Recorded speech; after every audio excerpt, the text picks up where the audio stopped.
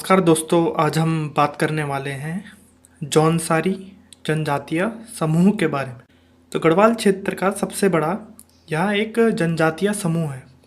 कई किताब में इसको सबसे बड़ा उत्तराखंड का जनजातीय समूह भी माना जाता है। तो जो जौनसारी लोग होते हैं, ये ज़्यादातर इनका जो निवास स्थल है वो लघु हिमालय यानी मध्य हिमालय के उत्तरी पश्चिमी भाग में फैला हुआ है। ये भाबर क्षेत्र में ये लोग फैले हुए हैं। तो जैसे देहरादून में ये चकराता, कालसी, त्यूनी और लाखमंडल ब्लॉक में फैले हुए हैं। टिहरी में ये जौनपुर क्षेत्र में आते हैं और उत्तरकाशी में परग नेकाना क्षेत्र में ये लोग फैले हुए हैं। तो ये मुख्यतः उत्तरकाशी, टिहरी और देहरादून में ही ये लोग फैले हुए हैं। जौनसार भाबर क्षेत्र में लगभग 39 खत या फिर पट्टियों में ये लोग बसते हैं और 358 राजस्व गांव इनके अंतर्गत आते हैं। ये लोग जो मुख्यतः जो देहरादून के लोग हैं, ये पांडवों को अपना वंशज मानते हैं। पांडवों को वंशज मानते हैं और राजमाता जो कुंती है उनकी पूजा करते हैं। जौनसारी लोग को मंगोल और डोम का क्या है, मिश्रित रूप भी माना जाता है। तो जौनसार में मुख्यतः जौनसारी ही भाषा ज़्यादातर बोली जाती है और जो इनका पाठन होता है, जो इनकी पढ़ाई होती है, वो हिंदी भाषा में होती है। ये जो जौनसारी लोग हैं, ये 3 वर्गों में विभाजित है: खसास, कारीगर और हरिजन खसास।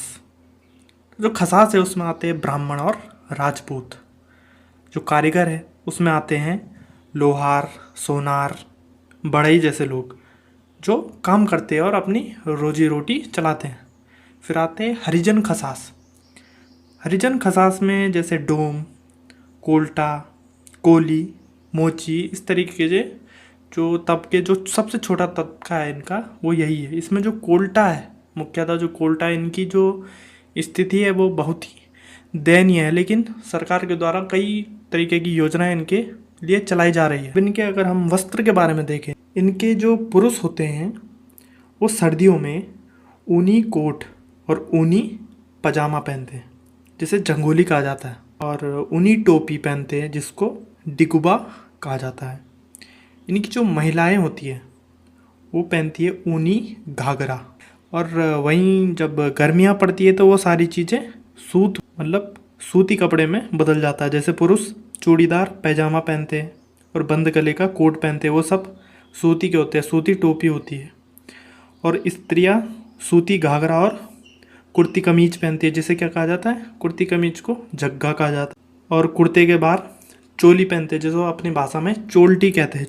अब इनका अगर हम समाज देखें तो इनका जो समाज होता है वो पितृ सत्तात्मक होता है। जो पिता की है वो ज़्यादा चलती है, इसीलिए इनका जो मुखिया होता है, वो घर का जो बड़ा पुरुष होता है वो मुखिया होता है। अब यहाँ 3 प्रकार के विवाह मुख्य तौर पर पाए जाते हैं, जो इस प्रकार से है, जैसे बाजदिया, बेवाकी और एक होता है बोई दोदी की। इसमें से जो बाजदिया और बेवाकी है, बाजदिया होता है सबसे शान शौकत वाला विवाह। इसमें क्या होता है कि जो स्त्रियां होती है वो बारात लेकर जाते हैं वर के घर, और जो बेवाकी होता है वो होता है सबसे साधारण विवाह। जौनसारियों में क्या होता है कि जो पितृगृह में जब लड़की होती है उसे कहा जाता है दयंती, यानी उसका जो प्रशिक्षण होता है, कृषि कार्यों में प्रशिक्षण, खाना बनाने में, इन चीज़ों का उसे प्रशिक्षण दिया जाता है, तो उस समय उसे कहा जाता है दयंती। लेकिन जब वह विवाह हो जाता है उसका, तो पति के घर में उसे कहा जाता है रयंती। जौनसारियों में कुल मिलाकर बात यह है कि जो कन्या पक्ष है उसको उच्च माना जाता है, कन्याओं का सम्मान है। इनके जो मुख्य देवी देवता है वो है महासू।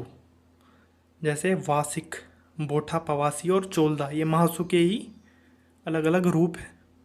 तो ये मुख्यतः महासू को ही अपना आदर्श मानते हैं, देवता मानते हैं। महासू मतलब महाशिव इनके मुख्य देवता है। ये लोग पत्थर और लकड़ी के मंदिर बनाते हैं। इनका जो मुख्य मंदिर है वो है हनोल, जो कि टोंस नदी के किनारे बसा हुआ है देहरादून में। तो हनोल मंदिर भगवान शिव का मंदिर है, और इसके मैं पहले ही बता चुका हूँ कि 4 महासू देवता के अलग अलग रूप हैं, जैसे बासिक, पवासिक, बोठा और चोलदा। तो इसमें जो हनोल मंदिर है वहाँ पर बोठा महासू की पूजा की जाती है। यह जो मंदिर है वो नागर शैली में है और हुणत्व नामक व्यक्ति ने इसका निर्माण किया था। अब महासू देवता का एक त्यौहार होता है जागड़ा, सौण और भादो, सावन के बाद जब भादो आता है उस महीने में ये जागड़ा का त्यौहार मनाया जाता है। तो इसमें क्या किया जाता है कि मंदिर से जो महासू देवता की मूर्ति होती है उसको ले जाकर और टोंस नदी में स्नान कराया जाता है। तो इस त्यौहार को कहा जाता है जागड़ा।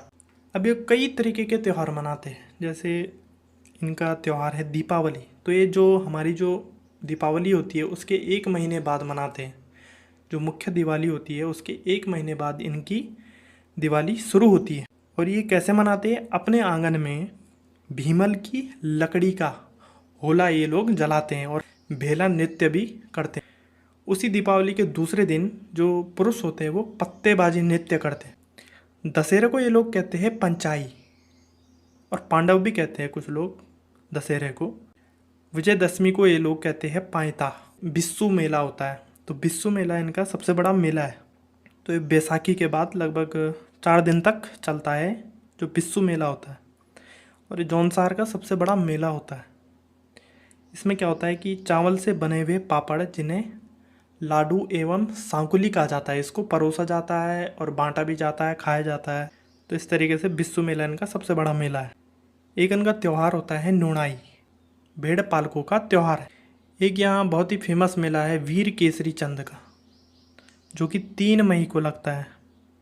जो वीर केसरी थे वो आज़ाद हिंद फौज के एक सिपाही थे, जिन्हें 3 मई 1945 को फांसी दे दी गई थी, और इसीलिए 3 मई को चौली थात इलाके में इनका हर वर्ष मेला लगता है। कुछ मुख्य तरीके के मेले भी आयोजित होते हैं जौनसार क्षेत्र में, जिन्हें मौण कहा जाता है। इनमें मुख्यतः है मछमौण और एक है जत्रियाड़ू मोड़। मछमौण में क्या होता है कि जो एक झाड़ पाई जाती है, तिमूर की झाड़, तो उसको डाल के या फिर उसका पाउडर बना के नदी में डाल देते हैं, जिस कारण मछलियाँ मर जाती है, और फिर ये साथ में मिलके जो मछली होती है उसको बनाते हैं और खाते हैं। तो इसको मछमौण कहा जाता है। दूसरा होता है जत्रियाड़ू मोड़। ये 25 से 26 साल के बाद लगता है, और बड़े बड़े जो खेत होते हैं गांव में उनको चुन लिया जाता है, और वहाँ पर क्या होता है, ये मेले का आयोजन होता है। अब इनके अगर हम नृत्य के बारे में बात करें, कुछ नृत्य तो हमने देख लिए हैं। अब इनके कुछ और नृत्य है, जैसे बुढ़ियात नृत्य। जैसे जन्मोत्सव होता है, विवाह होता है, तो उस पर बुढ़ियात नृत्य ये लोग करते हैं। हारुल नृत्य, जैसे परात नृत्य भी कहते हैं, गुंडचा, जंगबाजी, तांदी जो नृत्य है इनका मुख्यतः उत्तरकाशी क्षेत्र में किया जाता है। वारदा नट्टी, बराड़ नट्टी, रास रासो, पौणाई होता है। पौणे में मतलब जब आयोजन होता है उस पर पौणाई नृत्य किया जाता है। पत्तेबाजी नृत्य, अंडे कांडे। इनके मुख्य लोकगीत है जैसे हारुल, जो कि हारुल नृत्य के अवसर पर गाया जाता है। हारुल गीत, मंगल गीत तो पूरे ही उत्तराखंड में गाया जाता है। छोड़े, केदार छाया, राणा रात और विरासू, तो इनके ये मुख्य गीत है। अब इनका जो न्यायिक व्यवस्था है वो किस तरीके से अब पहले चलती थी, लेकिन अब ये हल्के हल्के समाप्त हो चुकी है। तो ये क्या करते थे पहले, क्योंकि ये 39 खतों में और पट्टियों में बटे हुए हैं, तो हर गांव में पंचायत की जगह पहले हुआ करती थी खुमरी, और जो उसका मुखिया होता था उसको कहा जाता था ग्राम सयाणा। अब खुमरी में क्या होता था कि गांव के प्रत्येक परिवार का एक सदस्य खुमरी का सदस्य होता था। तो छोटे मोटे मामले जैसे व्यक्तिगत मामले होते थे वो यहाँ खुमरी में निपटा दिए जाते थे। अब खुमरी से भी बड़ी आती थी खत खुमरी। कुछ गांव को मिलाकर एक खत बनाया जाता था, तो उसका मुखिया होता था खत सयाणा। तो ये क्या करते थे कि 2 से अधिक गांव के बीच के जो मामले होते थे, माल गुजारी का मामला होता था, तो बड़े बड़े जो मामले होते थे वो यहाँ निपटाए जाते थे खत खुमरी में। तो जौनसारी जनजातीय समूह में इतना ही है। अगर आपको ये वीडियो पसंद आए तो उसे लाइक करें, सब्सक्राइब करें और शेयर करें। धन्यवाद।